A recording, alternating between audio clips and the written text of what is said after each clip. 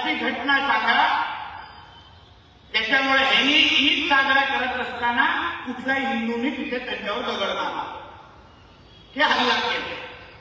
ते ईदचा सण साजरा करत असताना कुठल्याही हिंदू समाजाच्या व्यक्तीने त्यांना कुठल्याही पद्धतीची अडचण केली. एक अशी घटना कोणी उठून सांगली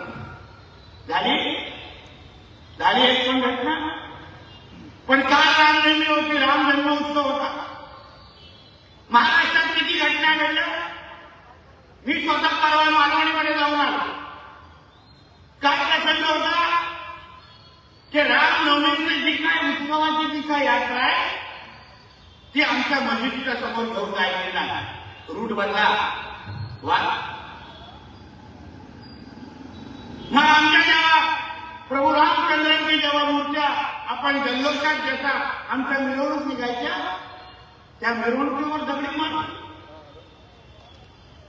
इधर महाआरती बोलना नहीं, इधर जय श्री राम नहीं चलेगा. हमारा नमाज का वक्त आला आहे का. देशामध्ये सर्व धर्म समभाव आहे ना, आहे की नाही. गंगा जमुना तहजीब आहे, भाईचारा आहे. हे इकडचे काही पुरोगामी नावाचे व्यक्ती हे शिकवतात ना आपल्याला.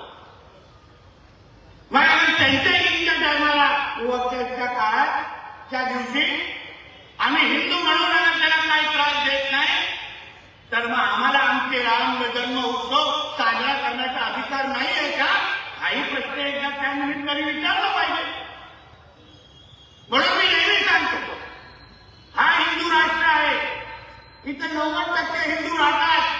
इथे सर्व धर्म समभाव चालणार नाही. इथे पहिलं हिंदूंचं हित बघितलं जाणार, मग बाकीच्याला मोठं जाणार.